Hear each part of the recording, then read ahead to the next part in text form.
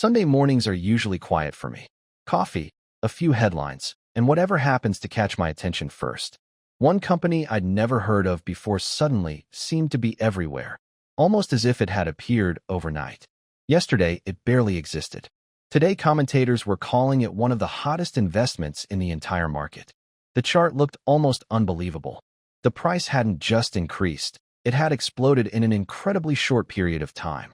Even people who rarely talked about investing suddenly seemed convinced this company was creating overnight millionaires.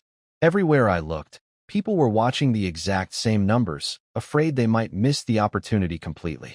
Strangely, every article talked about the soaring price, but almost none explained what the company actually did.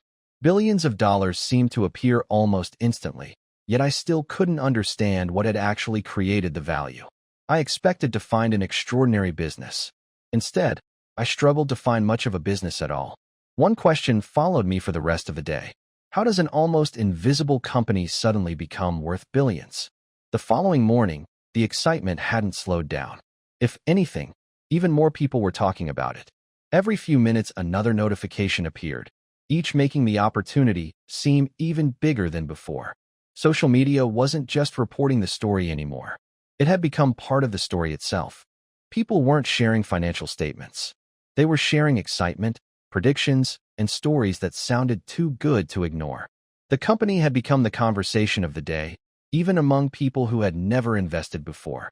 The excitement had escaped financial circles completely. It was spreading into ordinary, everyday life. Every source repeated the same conclusion. This company was supposedly the opportunity everyone had been waiting for. Nobody wanted to be the person who missed the next big winner, especially after seeing everyone else's success. The strange part wasn't how many people were buying. It was how few people seemed to understand why. Everyone believed someone else knew the truth. I wasn't convinced anyone actually did. Nobody seemed interested in understanding the company anymore. They only cared whether the price would keep climbing. The same predictions appeared everywhere, repeated so often they slowly began sounding like undeniable facts. Success stories spread much faster than caution, making every new buyer feel like they were still arriving early. It wasn't just becoming popular. It was becoming addictive, with every price update creating another rush of excitement. Everyone seemed eager to explain why the stock would keep rising, yet very few discussed the business itself. Every notification created a little more urgency, making hesitation feel more expensive than taking the risk. The company was no longer spreading because of evidence. It was spreading because millions of people kept repeating the story. That's when I realized something unusual. Nobody could clearly explain why the company was suddenly worth so much. The more excitement I found, the less actual evidence seemed to exist behind the unbelievable valuation. Fear of missing out had quietly become the strongest sales pitch anyone could possibly create. That's when the next chapter began. People stopped watching the story and started risking their own money.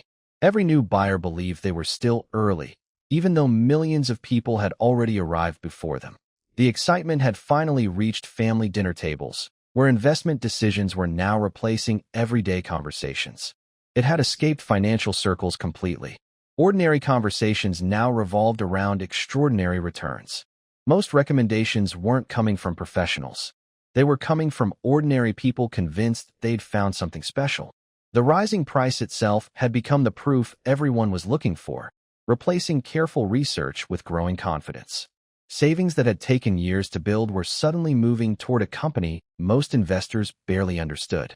Confidence was spreading much faster than information, creating the perfect environment for something much bigger to happen. The numbers refused to make sense. The business remained almost unchanged while the valuation kept racing higher. If ordinary investors didn't create this story, then who started it before everyone else did? Instead of following today's buyers, I decided to follow the people who were there long before anyone else noticed. Every public company has a beginning. I wanted to know who believed in this one before the headlines appeared. Months before the price exploded, almost nobody was writing about the business at all. The difference was incredible. The company hadn't changed much, but the story surrounding it certainly had. Then I noticed something unusual. Buying had quietly started long before the public excitement ever arrived. Large investors often leave paper trails. The challenge isn't finding them, it's knowing where to start looking. The timeline revealed an interesting pattern. Position building happened first. Public excitement came much later. Piece by piece, the timeline became clearer. This story appeared to have started long before the public arrived. It suddenly felt less like a spontaneous boom and more like something that had been quietly developing for months. Every mystery has a beginning. I had a feeling this one started with a very small group of people. Companies rarely transform overnight. The groundwork is usually laid long before anyone outside notices. The silence surrounding the company was almost as interesting as the attention it would later receive. The same names kept appearing across different documents, suggesting someone had been preparing for something much bigger. The sequence mattered. Corporate activity increased before public attention, not after it. Once everything was placed in order, the pattern became much harder to dismiss as coincidence. The investigation was no longer following the crowd. It was following the people who moved first. While the public celebrated today's success, I was becoming far more interested in yesterday's decisions. That's when I realized the company wasn't only selling shares. It was slowly building a believable story. Before people invest in a stock, they almost always invest in a story first. The next question wasn't who bought first. It was who convinced everyone else to believe. The company wasn't attracting investors because of its past. It was attracting them because of an exciting vision of the future. Every conversation sounded slightly different, but they all pointed toward exactly the same conclusion by before it's too late. The announcements didn't have to guarantee success. They only had to keep hope alive a little longer. The headlines became increasingly ambitious, while the business itself appeared to change much more slowly. Optimism spread faster than verification. By the time facts arrived, the story had already traveled much farther. People rarely intended to spread misinformation. Most were simply sharing the excitement they genuinely believed. Great marketing doesn't create reality. It creates expectations powerful enough to shape reality for a while. Once the company appeared everywhere, visibility itself began looking like proof of legitimacy. Different experts reached similar conclusions, making the opportunity feel increasingly difficult to ignore. Looking at everything together, I realized the company wasn't just building attention. It was carefully building belief. Every new conversation expanded the audience, introducing thousands of fresh investors to the same compelling story. The strategy wasn't necessarily to convince everyone. It was simply to convince enough people to keep the momentum alive. Many influencers probably believed every word they said, making their enthusiasm feel even more authentic. Every fresh headline strengthened the previous one, making doubt feel increasingly unpopular. Before people invest in a company, they almost always invest in the story surrounding that company. Then something remarkable happened. The rising price began selling the stock better than any advertisement ever could. Every new record high erased a little more skepticism and replaced it with growing confidence. Investors who once doubted the company now worried only about missing the next move upward. Financial news wasn't driving the rally anymore. The rally itself had become the biggest news story. That's when I understood the biggest advertisement wasn't television, podcasts, or social media. It was the chart itself. Rising prices have an unusual effect on people. The longer they continue, the more permanent they begin to feel. Even skeptical investors started questioning themselves. Maybe everyone else had seen something they had missed. Fear slowly transformed into curiosity. Curiosity became confidence. Confidence eventually became action. The higher the price climbed, the safer the investment somehow appeared, even though the actual risk was increasing. The conversation had spread everywhere. Airports, cafes, offices, and family dinners all echoed the same excitement. Every television segment unintentionally reinforced the same message. The company must be extraordinary because the price kept rising. Every notification rewarded investors emotionally, encouraging them to check the price again just a few minutes later. The entire city seemed to be reacting to one number that kept moving in only one direction. The valuation was becoming enormous, yet the business itself remained surprisingly ordinary. Logic quietly stepped aside as momentum became the only explanation most investors needed. While the public celebrated every new high, another group was looking at the same numbers very differently. Hidden among ordinary paperwork were small clues suggesting that some early investors had quietly started reducing their positions. Nobody announced that the game was changing. The people who understood it simply continued with business as usual. Calm decisions often look unremarkable from the outside, especially when everyone else is distracted by excitement. The loudest voices were encouraging people to buy. The most important conversations happened almost completely unnoticed. They weren't selling everything at once. They were leaving so slowly that almost nobody noticed they were leaving at all. The timeline revealed a fascinating contradiction. Public enthusiasm was still accelerating while some early participants were quietly exiting. Success wasn't measured by selling at the highest price. It was measured by selling before everyone else realized the story was ending. Every share someone sold had to be purchased by someone else. The question was becoming painfully obvious. Who was taking that risk? That's when I realized the scam wasn't complete when the stock reached its highest price. It was complete when someone else owned the risk. The public believed the story was reaching its greatest success. Some early participants believed it was reaching its end. Nobody dumped millions of shares at once. That would have destroyed the illusion immediately. The exits were almost invisible because they blended perfectly into the enormous demand created by the crowd. Confidence was still growing outside, even while quiet selling had already begun behind the scenes. The scam wasn't about making everyone rich. It was about transferring the risk from one group to another. Every bubble eventually reaches a moment when there simply aren't enough new buyers left. Sometimes it begins with disappointing earnings. Sometimes it's a failed promise. Sometimes it's almost nothing at all. Whatever the trigger, confidence begins disappearing much faster than it was ever created. The same people who rushed to buy now rush to sell, each hoping someone else would take their place. Rising prices attract buyers slowly. Falling prices create panic almost instantly. They all wanted to sell at yesterday's price, forgetting that yesterday's confidence had already disappeared. Hours earlier, they had felt wealthy. Now they were discovering how quickly paper wealth can disappear. Nothing had changed as dramatically as the price suggested. Only people's beliefs had. Panic spreads through markets the same way excitement does, one person at a time until everyone joins. The media hadn't changed sides. It was simply reporting a completely different emotional reality. Just days earlier, people couldn't stop talking about the opportunity. Now almost nobody wanted to mention it. The company's value wasn't disappearing overnight. The belief supporting that value was. The story hadn't completely changed. People's interpretation of the same story had. Every speculative bubble eventually reaches this moment, where hope quietly gives way to reality. The collapse didn't begin when prices started falling. It began the moment belief stopped finding new buyers. The price had already told everyone who lost. I wanted to know who actually won. The biggest profits usually aren't made during the excitement. They're often made long before anyone notices the opportunity. Prices can be misleading. Money leaves a much more reliable trail.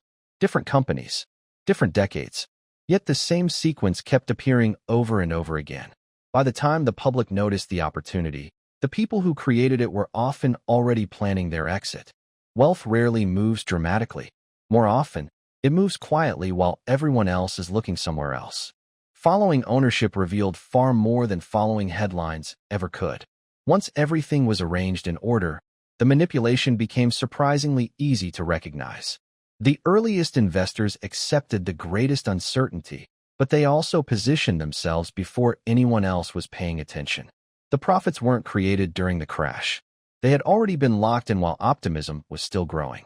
Suddenly, the entire sequence looked less like random market behavior and more like a carefully staged performance.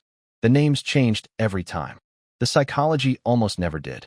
By the time ordinary investors realized what had happened, the largest profits had already changed hands. The investigation wasn't revealing one villain. It was revealing a repeatable pattern. Every stage depended on the one before it. Early accumulation, growing belief, public participation, and finally the quiet exit. The money followed a predictable path, but it only worked because someone first understood how to influence attention. Modern scams don't always begin with deception. Many begin with stories that are simply too exciting to question. I realized the manipulation wasn't targeting stock prices first. It was targeting human psychology. Every platform reached a different audience, but they all encouraged the same emotional response. Before scammers manipulate markets, they manipulate expectations, and expectations are often far easier to control than prices. The more I investigated, the clearer it became. The scam wasn't selling shares, it was selling emotions. Every platform rewarded confidence. Uncertainty rarely goes viral, but certainty almost always does. Different people believed they were sharing independent opinions, when many were simply repeating the same narrative. The story spread across every medium until it became almost impossible to avoid hearing it. Trust travels surprisingly fast when advice comes from friends instead of advertisements. People often assume that if enough others believe something, there must be a good reason for believing it too. Nobody wanted to feel left behind, while everyone else appeared to be getting richer.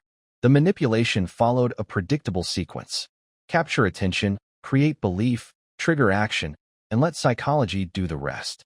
Scarcity creates urgency. Urgency reduces careful thinking. That's exactly why it appears in so many manipulation schemes.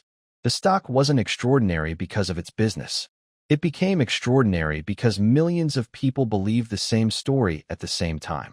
I wondered if this scam was unique. History gave me the answer almost immediately. The technology changed. The industries changed. The emotions barely changed at all. Every generation believes it has discovered something completely new. Yet history quietly tells a different story. Different headlines described remarkably similar excitement, even though they were separated by generations. Markets evolve constantly, but human psychology continues following patterns that are surprisingly familiar. Every bubble sounded convincing while it was happening. That's exactly why so many people believe them. New technology creates new opportunities, but it also creates new ways to repeat very old mistakes. Once they were arranged together, the similarities became impossible to ignore. The platforms had changed dramatically. The psychological pattern remained almost identical. That's when I realized scammers constantly reinvent the story, but they almost never reinvent human nature. Every generation believes it has discovered a brand new opportunity. History usually calls it something else. Different companies, different technologies, different promises, but the emotional journey looked almost identical every time. Markets become faster. Information becomes easier to access. Yet excitement continues, spreading much faster than careful analysis. Looking back, every collapse seems obvious. Living through one rarely feels that way. I wasn't looking at isolated events anymore. I was looking at one psychological pattern repeating throughout history. Every major scam eventually attracts investigators. The challenge is that investigations usually begin after the damage has already been done. Courts can punish fraud, but they can't erase the losses suffered by thousands of ordinary investors. By the time investigators reconstruct the entire scheme, the money has often moved through countless different hands. Every major scandal inspires new rules designed to prevent the next one from happening. The public sees new laws as solutions. Scammers often see them as new obstacles to work around. The methods constantly evolve, but the objective remains remarkably consistent. Capture attention before anyone notices the risk. Most people never expect to become victims because every scam begins by looking like a genuine opportunity. Regulations improve after every crisis, but innovation often moves much faster than legislation. Regulators aren't chasing yesterday's scams. They're trying to anticipate tomorrow's.